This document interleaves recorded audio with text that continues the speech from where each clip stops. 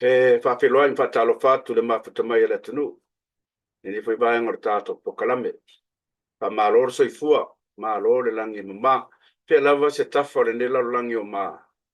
O ma ua mer tato pokalame. E fifi lava le nganga e whawhiloa. Ia, mama futa foi male. Tato panga masani lava le tato. Tau tua whai pēr TV sa mua le whiunga ia o mua. Tanga whata teitari awa. Ia, ine foi vai ngor tato waso. Malor le mafuta mai. Pa ia ro tato atunu. Ia tātou te māmatina mā te tua o sina le tunu. Ia, maise lau whaingalo te tofi le tua. Ia, soi whamanuia au mua, ni ne whaipanga o tātou pokarame mā lole. Tau a taifo. Ia, mā lole. Te whamau poi lau. Sunga tu lepa lewa. Pau ponga whole ni ar tātou pokarame ni whoi mai aso tau amata i male. Tātou pokarame mātani lawa TV sa mō mai San Diego le nei whoi. Le whole amtanga ni masino. O me, lewa kākou. Sa wali aku le ia le masinga o me le masinga longa lima ngi kausanga dua fe dua sfumoli lima ia fe lava le ko fe lava le kul mango far ngi le lang sa mo mai ngi fa sa longa ia pakal fa ku malanga mo lalo ia mai San Diego Amua le bave le alo kausanga le ua lima masinga ia malo ar folau malo tato ko ki kia ho ia fa ngi kausanga ia ai le o le asa fu le faiva man basalo ke le fu fa blame ma kulanga pa penga fenga mo tato tunu al fainga malanga la vaia mo tato sa fo lau ye tu ma ole mana tu le nga le leile tua mo fo nisi fa no noanga ona le bala pa ia le tua tonu tato ainga ya finanga lo le tua ia le penga la fo le wote le mai lo stangata le tai ya tato lava tato fa tai le lo fo le tua ona soifua mo le ola sa fiangai ma le auna ia me se portina portama ia e o lava ia lo mfana tato loto tele ia o le tua na te a mai fa ma fananga le tato aina me se foi ma to aina mua pe ngai ma fa blave nei foi aso ia ona o le bala au le tua ia ai talo te le tua se tato aina ia mau fa ma fananga le tapo mai sa mua ia sa ma sifo a mise ni sila ma o stadia ia so stemi ona tato felo ia ia e faftai le tua patalo fatu ia e o lava i nai fa nau ia onga mane ta pakala me ia so amu longa o le fu wa mata fa unga fa na ia mata via o yungi lava le masing ia lewa va ve a maka fo ingiso fa ngau fa unga ia e fi mai koris a me sia koris ia e so stemi ona o le familia no fa unga ma so fa na ole melawi tu ile le ka mai ka ko ile ba fa unga ka sanga ni ole swingar ka ole swingar ka le ka ko o ya mi ale mo wale malu o wale malu o sa bilbili le mo mai po me aki mo mai like ya ele mo mafa mo wa ya ska kasia lo le menga le o pe wa plena he fo ngale kele wa wa kele fa unga pe ngai sa o yungi ya po wa yungi ya o isi le ku mai luma ya me sala por swing o tawri tu a kong o ba ngero ka ko ka la me mo e masanyanga e ma fa ona fa ngalo ina TV sa mo mai ka ko ia na yo tato matua mas foi o aluno fanau ma o tanga singase o mo e maftia martino ia le ngatai ayo forma ia ma o tamalawa fa to di ai ia mo le toro fa ngal TV sa mo sene ia ma mo le spese e moriato e tau fa ngalo ngalo ai tinga le tino ai mo le pano tato te fa so ai ma te mai te stala ia langi ke soma ia pe mai ale tato asia singa mo tanga singas. Stay tuned, we'll be back after this.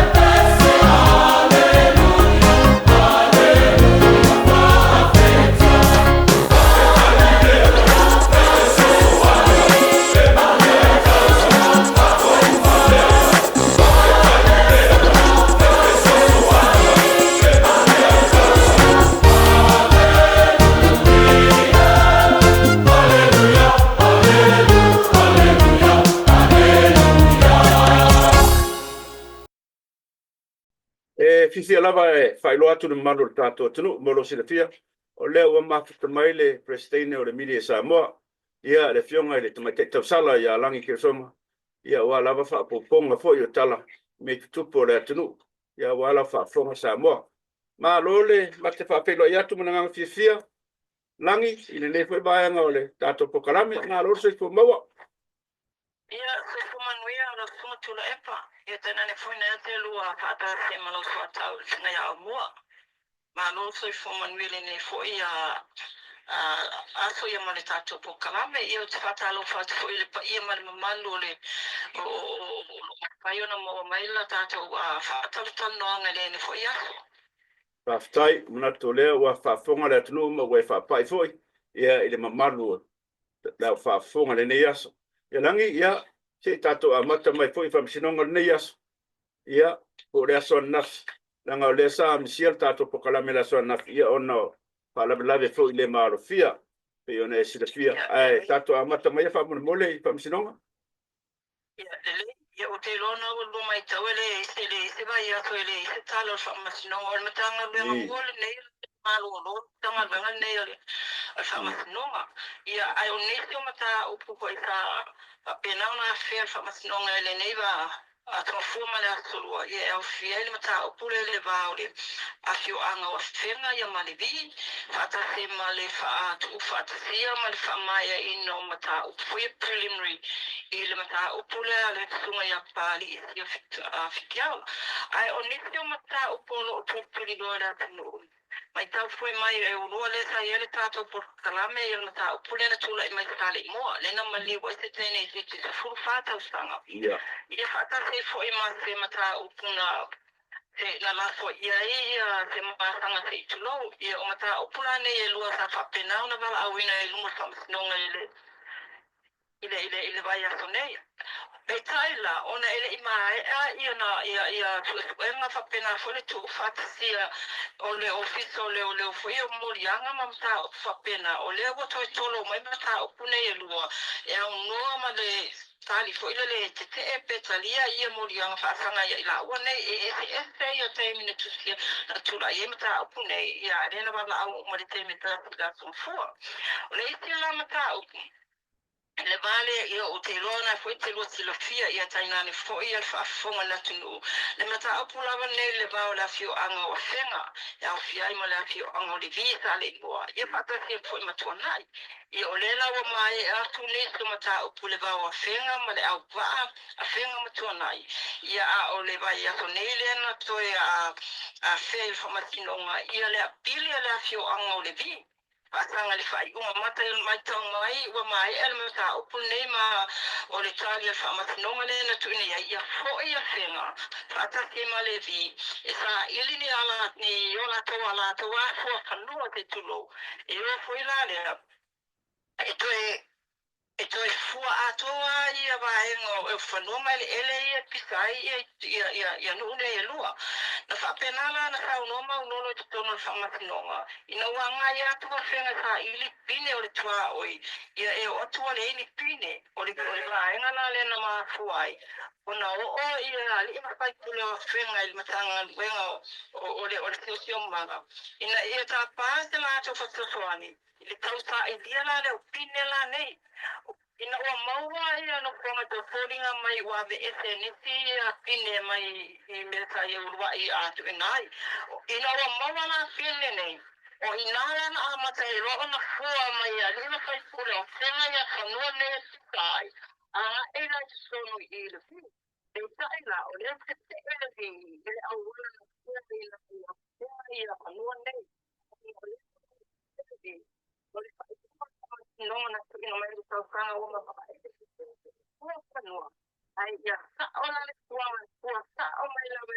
e lumbo le lumbo anche o mai ko sono ko le e no ai to e to a pe sai o tua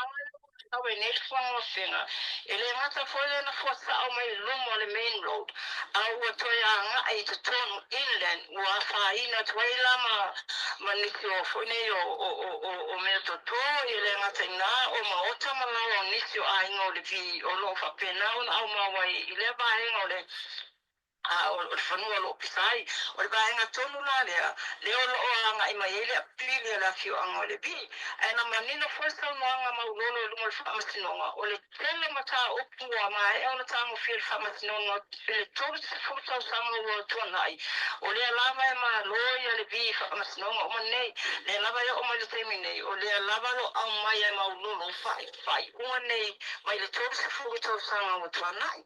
o le asolulu la le vai aso io le atu ina mai ele fai uma famasinonga fanua matuafa ile mata upu nei le va senga ma le vi a le aso forele nei io le afa pena fo ina tu ina mai ele fama ile fai uma famasinonga la va fanua matuafa inisi fo i to fanta fulo na tupu la to ina fate FP ave ese famalo sira mai fanua ma ele nga o tai fo ile va to na ia tana ne fo ile vi le la foto a mai le fai uma famasinonga ile mata upule nana fate te ai nisi mai le tausanga o tuanai ia al mata upula vai e foi no tua o ile le va finga malevi i ole a koludu le vai a fo o le atu ina mai ele fai uma famasinonga o le mata upu i o te roa tutu mata upu le tutu li loa la vel malu la tunu mata upu le lo moli ai le songa ya pari i si a fikea o le se tafi fo i o te mai tai tusi tala i longa ele ngata i nei Samoa ia le Pasifika ia ole la langi atoa mai tau mai ole le vai aso o tuanai le ta tuina ai le famasinonga le ava noa i le lo ia le tua leo ina i famatu mai i foi a li poti ele ngata i lea a ole li poti foi lea mai le fo mai le ta ia tu i le fale pui ma tai lau foi e iai lava fo mai e anga e a sia le mautanga a le fale pui tan malala e siaki umai la tolo i ei tonu o le avanoa la le ka maua foi le matia ke foi ma leo lo molia pe tai no o ta pae lo ia leo molia ia le lipoti ia ele i whaatanga ina ono tu ina mai e leo lo te ina ia tan malala por fal pui aina i oe ia le fo mai ia le fionga foi ia le ausa Dr. Takena Seri e tu whama tu umaila na lipoti ile lo ia a leo lo molia ia le lana ia le polo a inga le na tu ina mai ma o le asunga fua na le te nei o le lawa mai e tu wifo moia tu ane ia li poti uma nei ia ma wha mautua i lole aso o le awhatino i loa di wha matinonga whaasanga ia pali o le aso te fulu valu au kuso mai te tau foi o pali o lo mori e mori anga i lima ia o fia i le whati o te tangata wha moi ina se tu lo o le whati o te tangata pa i balea o le umi e ina leo se upenga matautia o le whao ina o le manu atunga ia manu a matautia i le foi o maliu ia o le na maliu le nei a whaalawe ia o te tasi foi tanga i tae tu tala i longa i le lanumani ia o le mata o pula na o nela na wata ati o mai ele mata o popali i le taimine o le ata te furu wadu o kuso o le a ilo ina ai mau o le mata o ai o pali o lo te e mo pianga mai tau foi o le mata o pune o lo whapena o na ninga ai ia le suafo foi o le fionga le palemia Bela ele tusila sa a fiangia e fole lungo le tenga te failangi yo mata pula vala le tafi ya olela wa fa mautu mai la te fulu valu o kuso ole ke e morianga fa pe ai kai wa ko kiki nganga mai ya sia ya Punena USC in Morianga, in a Saule Lesia, so by the lawyer in that time, it was Saule Stem to July, what the day. You are still an Alphamastinonga, a file of Sima to Yam Morianga, ma at a trial level on a yes lawyer, in July for left so swani let my tie. Lella the lawyer for Lala, my Elphamastinonga, or the lawyer for a more Lincoln 8, the feeling level Pharmacinonga. O i lava le loio ava no i leva i tau i o le loi lela i e le fionga ia unasa i unisapo o i ela le olo o tūlai ia mosia ai ma au le tūlanga na sa iei ta le momo wai le tali fo ia pali umana i o i le siwa i aso sau le siwa i aso o toi te i o le ala wa tō maua i ale te i o le te la le leo le a ilo ia mau i le aso te furu valu au kupo au sanga nei lava ia talo falangi ia o le mai ka waku a e fo ise ko faile le vanga fa o pai fa tu le tu sa motas e pe kau va fai se fai ngā pāloka whalawi kele le ngu pe o le ase mangako o le kai whongu mai vai ngai lem kau. O le whenua inga, mai le pas ma tu sala i las whailo tuanai. O i nana manino mai ele sao no anga le te fono, sunga ia na auli. E tu saila ma le fina ngalo le bai nga whai, o le lato tali tu nunga. Pau o le tūlanga e ona mo waise ia whaatino whainga tālofa, ai mana tūwhoi. E iei nei si whaataltano anga mua ma le vaenga o whai matusitala. Ka whakiri nei ko le vaenga nei, a wā o le whai o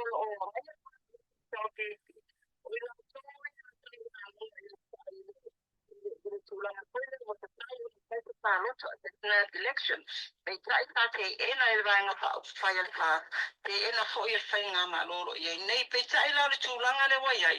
wa le alu fo le wa i tu au ma wa e la fa tu kuina le tu langa fo ile o le fa ale anga tangata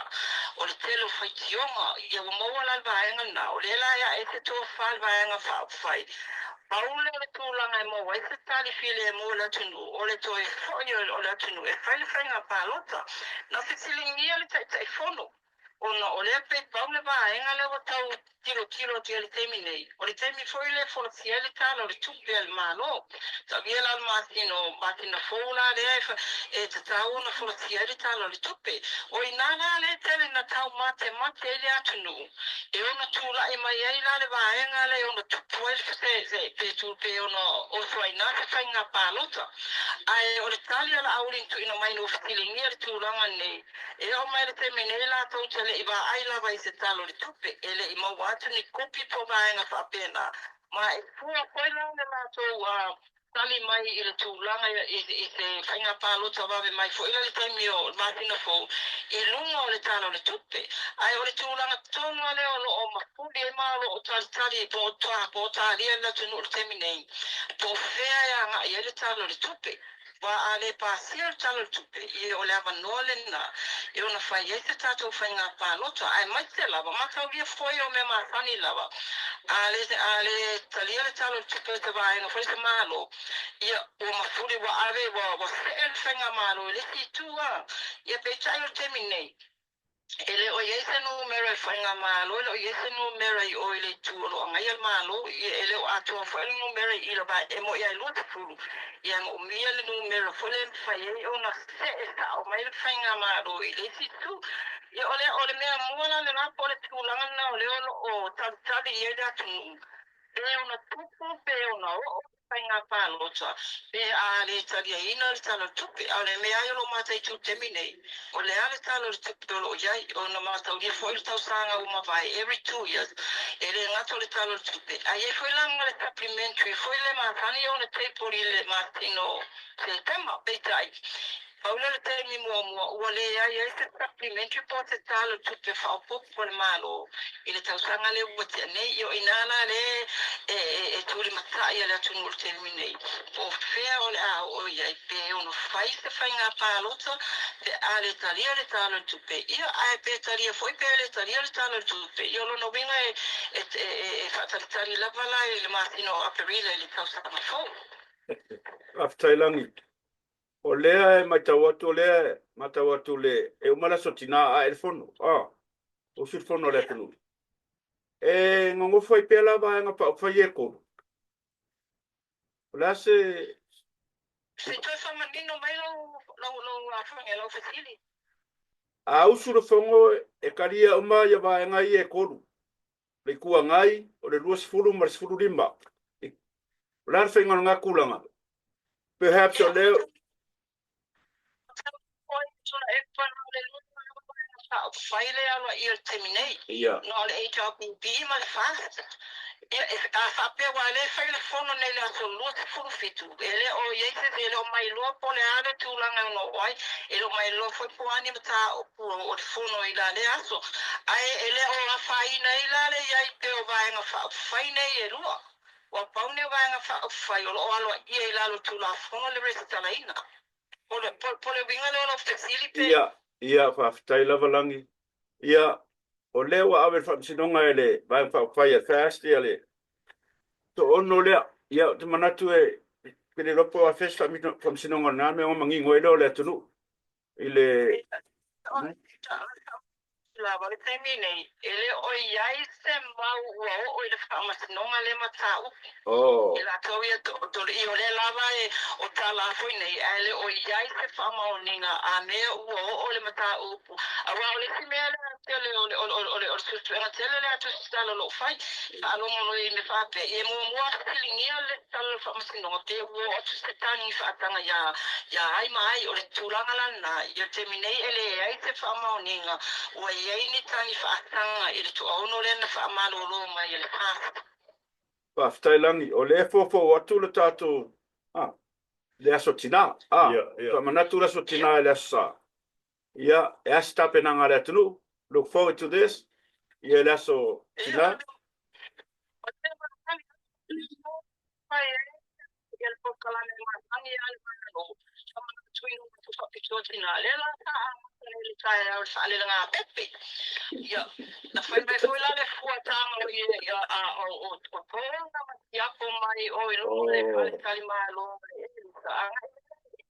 o to a tala matina. Ma o inala le ta fatino le por kalame au tu masasa mo ai le fionga i pale mia o ia o le launga ami. Ma ta inga foi le ta au le pisa o ma futanga ma komiti o tina ese ile au ina mai foi le o ia lo ai le tula mita o komiti.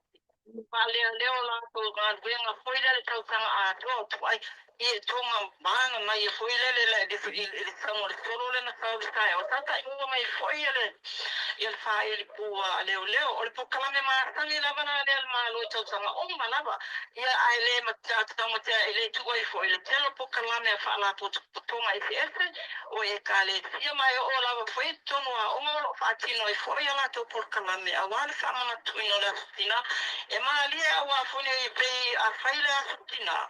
o pewa o malilele foi mata maua pe me ese lava fa pito fengo la tina ele ile pa pe foi le fa tino ina ile aso o tama e ui lava le foi ele aso malo lo le aso tama e ele ile portala me fa pe o mele fai to sanga o fa le nga pe o fa linga e so sia popela no ye ona ye tai o nei fa ftai ya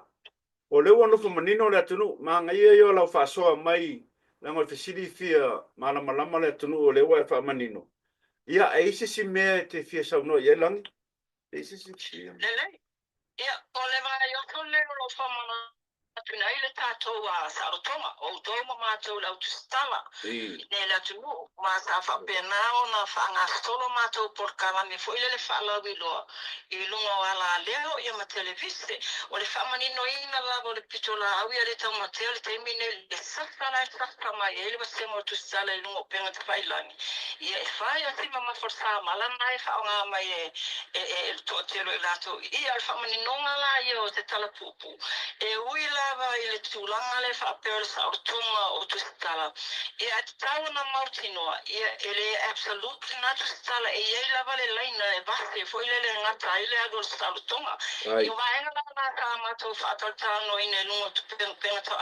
le ti oma televise. Ai mai se lava la i le whaamanatu, foi le Tusitala. Ia muli tai le whaatino ino ala tau ngaluenga. I lungo ta iala, ua whapea na ona ta pena, e lima ta ina ai la tonga nga wa ye le taimi e la pele tu stala ya ala pele le tu stala e pa ula wala e no tu stala lo nei fa tamala ya wa enga ila ya tamato tom fai fole le awi ili mato pokala me la amata me le stona ia no fumala malama le tu no ul fatino e no nga venga tu stala no fumala malama tu stala ita yala e lima ta ita ina ai ala to nga venga ia se ole pokala me muli la ole for ile nei ia ka mana tu e foi ma fai e foi sina mete se tuloa allo sema tu scala e fa o mai foi la le nei vai aso ole ai no nei ya tau sanga ole me patino le fala fo songa foi la le nesco ai au fi o mai ala le la langi a to io sa mola io le wa amate mato wa anga venga fala bilo ia fa o mai lo le braille ma lo fa tailangi Tai o le fo e sa no manino va nga le langa ua ta pisa le tunu ia ile autostala me sa mo ia o ma ua lava ia e alua ile e alua ilalo ile so nga fai fo ise ai fa ile fa itu au fo se manatu ma sala ngona fa tai lo fa manino langi le tulanga ia o langa ua ta pisa ai fa tai la wa fionga prestine o tato stala sa mo ma futa mai le ia fia manatu le tato ia ai tato fa so ele vai aso manuia lava la so tina langi na wa fionga ia man me foi o lua ia soifua fa verdade. Let's take a short break. We'll be back after.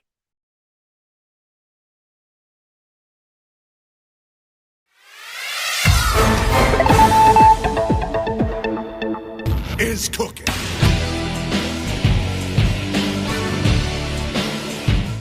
Ia malo le whaafonga sa mo le teimu tātou po. Kala meo nā u whaafonga sa mo le ho. Le tātou kaktenonga foi male tamai tai ia langi. Ke o stomo mai sa moa. E tele lava nei peo sa ngola. E ke le lava le ofisa sili lan kalunga pisi sa mori tu yo. Le ofisa le whamsingonga ke leo. O mau keise sia e pasa. Michel vai aso. Yo, panga solo kemingai e le keise le ki le whanga soro ke minga i whangua i ale bale o whenga ma. Sari mo kua ngai ma le vi. Ia, le ale mo se kongo ia. Ele mo wasi whai unga kongo ngā mai le whamsingonga e winga le. E winga le keisi le ali tu. O leo whai mai le whamsingonga ia whenga ma le vi. E koe fua mai whangua. Ia, ele i loa laua kalunga bevesi le mea ua. O le lopo wheo i le whangua. O foi o fongo fenga o fongo le di ya le e mau ya fenga o fongo mala la ko venga le e vesele me ole mo foi le au mo e tam singonga mai ka wa kule ma ka kule isa mo ma tam singonga out of 20 kasier kese mawasa what is always kua ili mo fai unga que lo que es el mon fai un arco colo poco ao eu que sei lo fa que cali com ore me manga ele ka pula langi nga mai a mua ma fa so me langi e kuskala tanga ole wa ve pesi ngele ia ve pesi ngele media e fa au kuskala fa au kuskala on qua ve vesia ma ngai so nga re prestine le media ele ka kawanka ka fiofile me lo fa au langa ole mai ma wai fa le ma we maka ka okay pa no longo ma ia e aki o fa ki o fu ia kuskala ka kofa ia le fa longo ma po kala me fa fungi langa ole fa no ko le ka fa longo pe fu ringa ia fa kaile ko fa e foi la fiona prestine mane pa man manga rem kau ole o me yali tu i pe yo o pesili ia me ia o kuskala ia e pesilingi ai le ku ole pesilingi le ku pe ye wa sa ka fa longo fungi isi a funga le ngi kalngoanga ale al palmia ya me markele o kuskala ye pe ye e musu po i kuskala ye e fesili sa o ile e palmia ala me alenga na musu e ai o fai ala ko psilia anga i le kula ala uli male fas o le se senga nga menga lewa pe wa se manga ko or ko kilo kanka pika se foi ngale ele se me que me foi fa se psilia fieme pa pe ku mai fieme lunga ma o ki ngio a ko sa al psilia ika alolo yenga ela e mera la se mai e manga ele Senhor, por causa da minha cura, foi isso eu falei. Aí fiz só vamos ver agora, mas eu fiz como claro, não tive ele cá por causa. Agora fiquei ele, me caiaram. E ele me disse foi lua, mas do com isso, na ngai cua.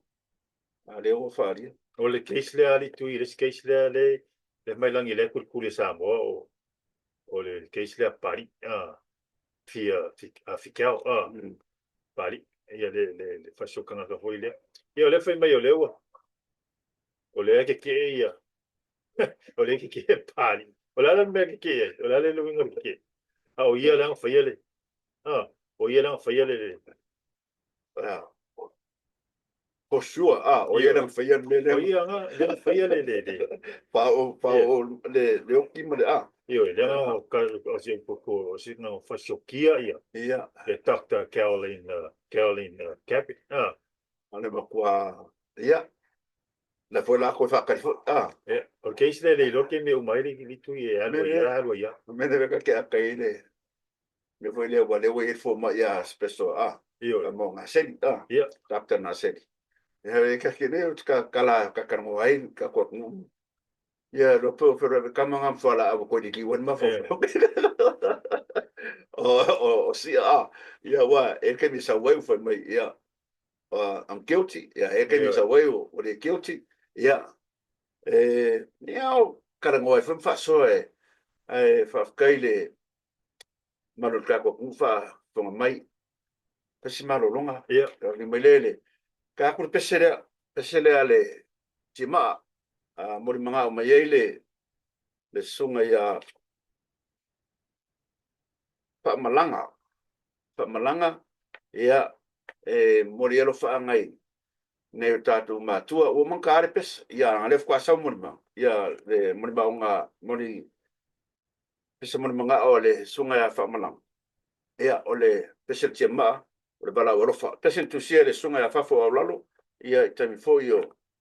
ai mai fo le tima in nga vai kau o le ko suinga le sunga ia vili mare ia me se fo le sunga le ia wa panga maria o la kuianga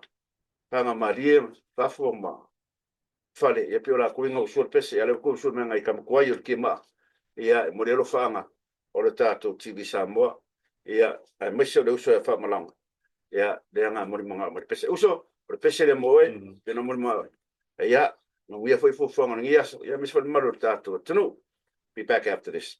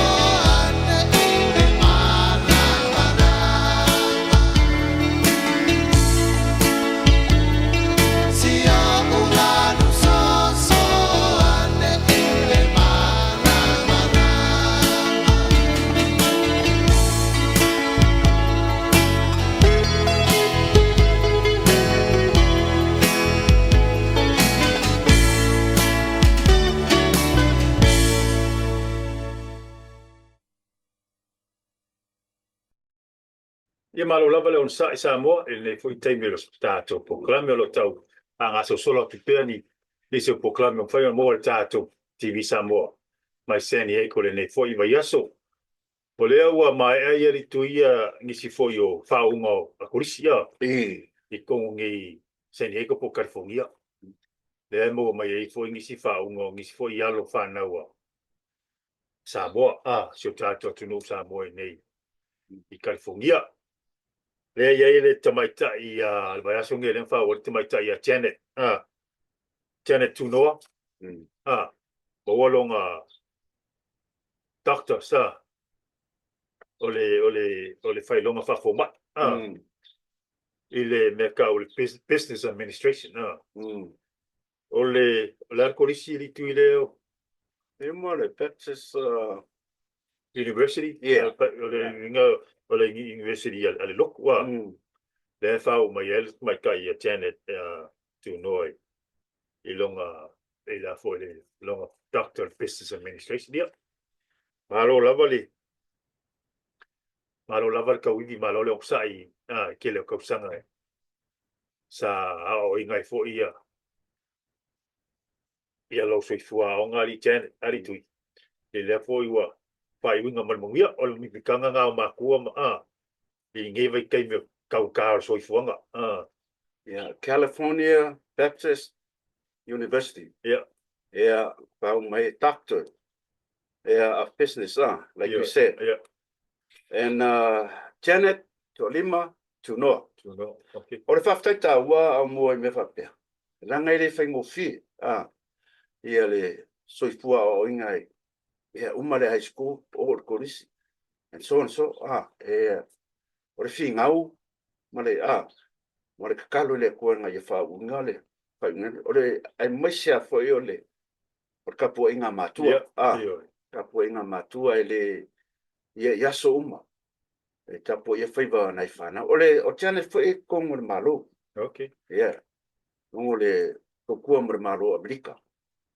o le winga lo tala vele ia maboli le ngama whaftai I le tama ia simi Tunoa me se whaitua ia loto Tunoa ia ona o le moe ua taunu I le alofa o le atua ia ua leva fo iona finau le tamaita ia Janet le ngata le malo ale kuli ale mo wala ngata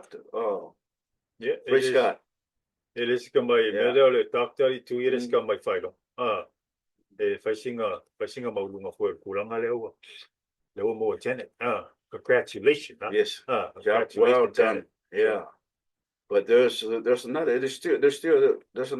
chapter that needs to be complete di kai ale so fu tua so fu fina mo manuia o matua ia wat for famaro sunga simi mar fatua ia loto ia sambi ia pele lofa malanga le le tua ia ese o ngisi o le fai fa nga so longo ke le peo high school high school pe mal fai mal masinga ngai makai high school o fai ia pa le ko ngai fa nga sa mo le masalo fa foi by high school ngai foi masinga masalo le fai ngo masinga mo foi ska ko se fa sa longa ka ko proclam ia pa la lo foi ngisio o alfa na sa mo fa my high school ia me se foi o escolia ai o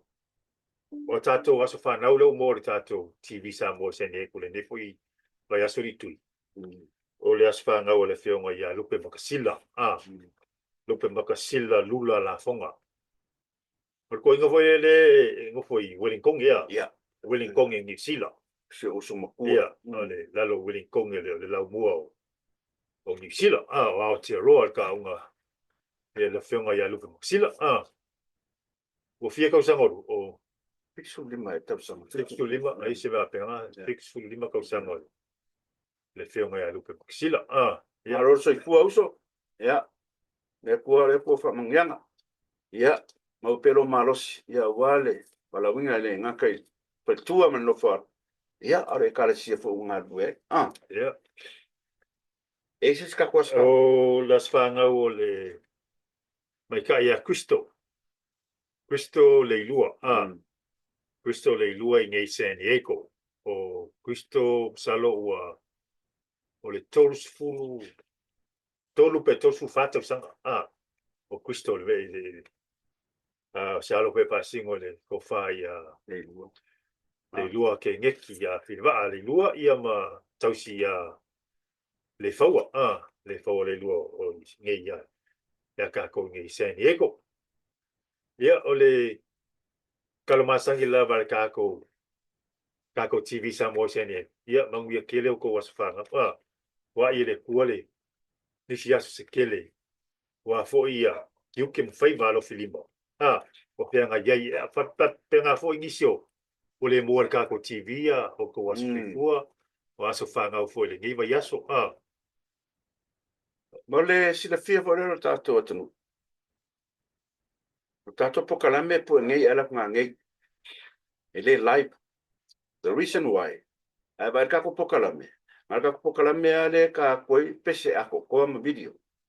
because we wanted to add the music in with the videos ya mo lau fa fonga ma lau sila so e mo po pokalame 2 hours ba ko ala ku role mere fa ma ku maro ka ko a fai esa pese mo lo fa anga ke fia manga oi ya ngala ku information ka ko TV. We'll be more than happy to play it for you. Yeah, and also, se pese, so se mea ki maka se fa uma, yeah,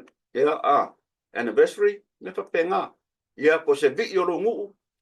ke fia manga o ka, we have all that. Yeah. Yeah, I am lo sida fia. On ma pokalame. E lua I kula vai, kwa rakula, so kai inga vale la pungirongo, e la kurvar. Por iba. Ongare puengo puai kongo musika ina ia fa fengo pia ma ngai la sila ia pese fo isa mo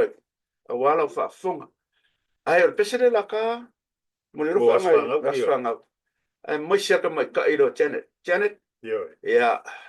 Dr. Janet Crystal ku mai pa sa pese le ma lo nga ru ma lo finga ya ma lo tau yeah Rai mai fai sau siba, e wha fifi e yong makua Cristo,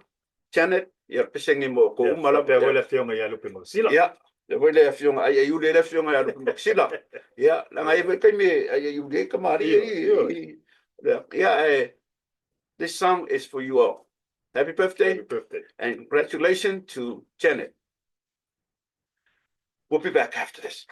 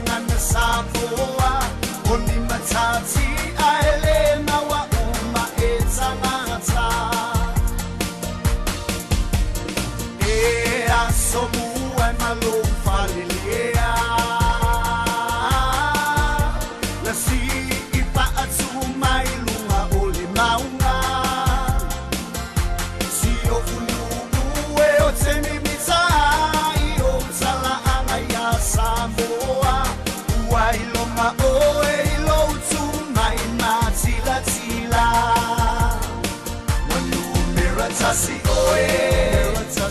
apa ipuleia o ngatatse pia o atu se itoe au awi bailaina le bai ua pa atu saina ile ta elenga I pete sa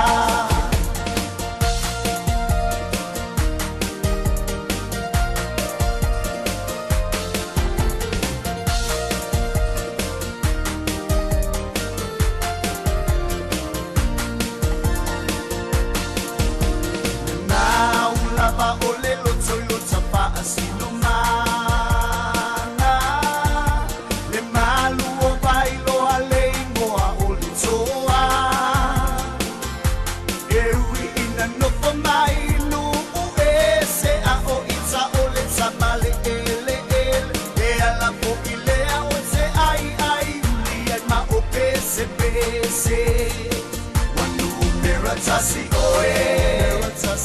apa ipuleia o ngatatse pia o atu se itoe au awi bailaina le bai ua pa atu saina ile ta elenga I pete sa wanu mera tasi oe apa ipuleia Tate pia o atu se itoe au awi bailaina le bai ua pa atu saina ile ta elenga I pete sa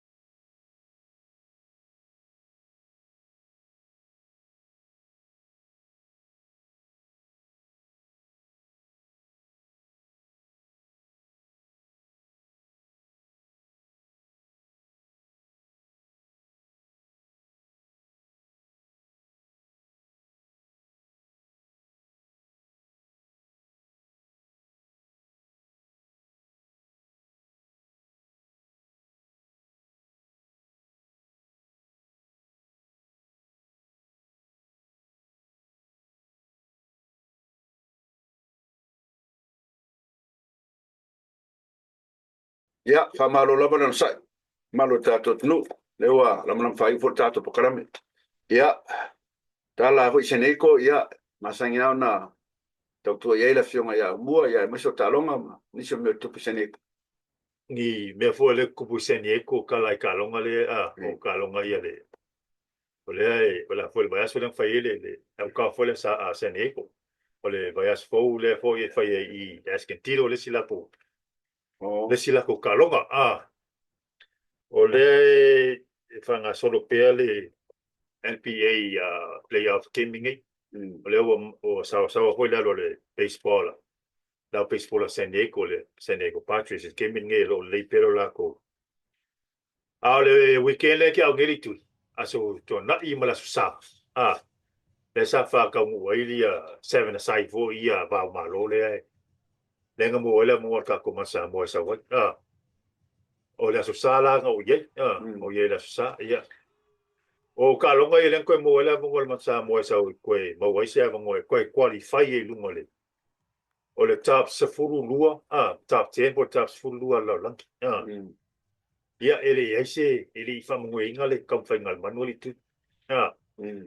se fa la ko ka longa lua malo lua fa inga ole me fa ngo ele pangongo eli tu ila uia maka ye ia la uia nga ki kilo ye ila so o au ye lua ye ole esi au nga malo ia I sambo Portugal ila so sa ka ala lo sa ele se au ele se ko mo malo se la ka pieri tu pe o sambo nga mango ke iwa nga mango malo ka ko ai ko kikia foi pa ya inga ko kikia fa ya inga mai o mo mala ye mo mai le coach o so lo fai ma whakalo fo mar coach fai lau kala le coach par ka ko kalonga le ngau makungi ko kiki a kako fai ai ko fai se skap kalonga ka upgrade level ka upgrade le performance al kako masabo ke lor kala ko so me ke aulitu ele masangi ka me ki ka alo le temperature America le temperature America ke minga ka alo masamo o le ongo 60 degrees ole mo pa manga yar ka ke minga a fe mai le excuse nga coach papa se le ele ai ele ya o sa valia la ya kung ilay pingu sila kung maru ya la fai bo le si ka alo nga ma sha mangile ele udi ye nga ko va ye ko su kasi sha mangile ya al mansamo ale avango nga litui ole avango nga e ko sa wa ka ko lunga Korsu kasi le. Korsu for kasi siamangi. O siamangi ele sia ko ilalo. Salo lalo korsu furu ele le pulang a siamangi. O ka ko le lunga le. Ele sa ko ko ngila kapi. O la kapi sa mo ka nga ko ngortate. Yes. Ya, lo mo siamangi spart nga. Le nga sa ka nga ikako. Ole ofisili la ye le si va nga ole au. Ole la pulang le wala la fa so solo ir man sa mo ke mingi. Wa o lea la ko ar sa mo me lenga mo la sia ko sue mai fo so la ko mo ko mai o se tema la la makanga la oceani le ko mo la ngo sa mo ka lo mai sia ko ho ye lenga la ko fa ye fam la sia Top 40 doa. ya wa lo ia nga ki kilo ye la ko kala ko ingama ele nga foi por que minga fa fia ma la wa ngo mai ia ko yo so foi la kaio ko yo so foi io e sa al kala ko iba ko yo so foi la yo so le la ya suba le mau sa mo o foi sa so le la ka ko yo so te ai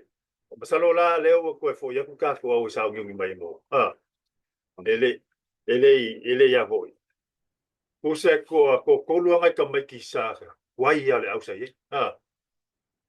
isi vai nga pe ole resto ole au fo me ka meki ma salo fo le fka o mai fa salo ai la sa o kai lo ye salo o ke bo mo nge fka mai ka meki nge amerika ma ya fa ya fio o ka po inga fo ya sa mo se ye le fia wa o leva le fka ko le wa ko ka sanga fka ko mai ku le mo sa mo itu mai la ka sanga ya kalau se ia kalau se ia la fo la ka pisa mo ai le malo mungi au se lua mo ele fa fonga foi a mo ka po inga la malolo fa kamari la ngor fa inga o menga kamari o malo fo menga kamari ya pe o mengi ko po wa na o mai kawa wa ila ka ba ka ko musamo wa esen melo pe ka mala wa kele ngi fusu anga fa me lungo wala le makeki wa onga o kere ia me eu pali mai ia TikTok leo ia la ka kinge va ia ko ruanga ia tes ke mi o fa le ku ko le manga eu pe ka mala le ku ia eu o foi kai o le ku ia piu fa pengale ka ko ia ka ko kalo mo sa mo ma ngasi malo ele ngasi malo ora ku wa kau para ai se o sa mo se le que non é mau me kupu mai kalo mora ngu a mes foi loku ia kalo sier pa ko ngu e ko foi se le ngai ka ko ma kua o le sile o ainga le kai ma ka ku mon pule ia kama ainga sa fa me melo ira ko pe ka ke muso so fa se o ya so kala kiki ma fa me melo ira ko pe ka o ese melo e eso le ia ai e ole manga ia onga wa mafua mai ka mafua mai la ma kum kai kai e ole manga ia yo soi o ka suime le al malo man ba sefo al mele nga sausa wa le va nga le sausa me le al malo mar farku am wa fa kai o ko fa fo in me ko ngai ia wa ka sui mai ia pe ngo mele ia ka ke de fa sing ngai ko si ke fere ma fam kala ngale fa ia ka fa ia nga me ma ula ko ko pe nga malo fa ka yo le ai ka ke ia o ia de lo que era o malo ia al meu le mo fongo fo que ko inga ka ma ko fa ki o mercado mo fongo fo le o malo ia se fa se kala ri ia ni fa ma malo fo ile o malo ka ko ia o longa la fo ngai au malo ma siofa ia ma se fo ile su ia o ma siofa e ma malo par mengi ia kalmor ka ko masalori tuyo ole mele o pela kala me ku mai sa mo ole gas ngasa malo le amaka mai ke lo ngema pe ya leo ia ka malaisio ka ko ngu pe ai sa oi ka ko ku ye le fa ngaluenga kofi le ko la ko ki ia la ko ngaluenga le ai wa yang se bangu yo so ka ko ngu ole asale la sa ngeri tuile pa lo ngai la so kinga ele la langi ako kailo isia ku wa ku ko au ka ko ngi Amerika sa mo ngi sila Australia mai sia Hawaii ma kele isia ku la lang pe per kangia aku ia le ko mo ka plenga ole fa longa la sale sa pa pi ko tina e fa mo le ko kama ole aso kinga ale ole aso kinga o ngai o kama ia pa se me alo fa le mo kinga wa ole pumongia ka ko ole alfia kam kele o kamarwa ai ale se kinga ia ole pumongia nga e pasa le ala ia ole pumongia nga alfia kam kele o kama ai ale se kinga langa ole pae mo le aulio ainga ia ku ye ola ko manga ko ia makule la ngal fe au mo ole ulo kama ole workinga ia o fe la me mi lo ide ole o ngai fo lo ia we need to exercise the fact that women's got more power than men ia ma lo si kinga le la ko mangia ko kinga ia mangia la sa kinga happy Mother's Day to you all especially Samoa keep in mind dude man it's not your day. It's Mother's Day. It's not Father's Day. I don't Mother's Day. I oh my oh. Faz me aí faz cuca le morkinga. Mas Singapore if ka small wole Father's Day. Yeah. Olo mas Singapore. Yeah, nga fuli dole ngo fongo fole o lingo se pia. Fa mong ya ku TV Samoa nga umo Samoa. Iko ngai San Diego, California o New Zealand Samoa i Australia la langi uma wa so Samoa le la langi Samoa mangia la so kinga ia msalole esi fa o me ka pokala me salo wa mo ko esi ka ko pokala me nga le ngi foi va yasu Samoa malo lavale o na lo ke o mo pokala ve fa wa ko esa ka pokala me la skofia ma fuka mele sunga ya seyuli ya seyuli chesi sapo ya sapo le sunga foi le usori ia ka ko ia wele ka u fa do foi le wa sila fia foi malu ka ko ngu ia le sunga ya seyuli ia wa le fa ka kua ia e alai ka longa ia le fa ia ke minga ia le ka kua nga seyuli tu le ko ka alo ala efto so ngi fa ngo au ka alo ma o te si foi le nga longa makale foi le Polynesian Hall of Fame. Le la uma le la makale le football le la ko la kapi le Hall of Fame nga le nga fai mangi sila ya le la vai e ka ko la vas ko ingo se yuli inge Amerika mangi male mangi sila ma la langa ko o la skofila le mola mo ma just pai foi se ka nga ma la fio nga ya se yuli le alo mali ko ki mai lau ni tu le foi aso pa bo le ola mal malosia ka ko kala mela na le foi vai aso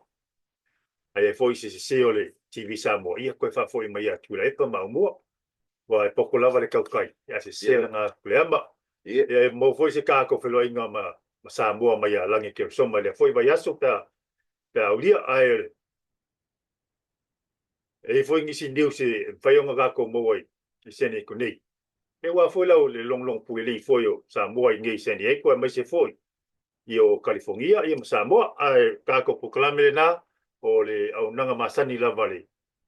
ka ko TV Samoa le sunga le na ya tu le pala la fonga ia ma le leo tau tala au mua kanga fa te tale ola pepe ma wi ala so tina pa soi fo ia sa mo Happy Mother's Day. Yeah. Soifua.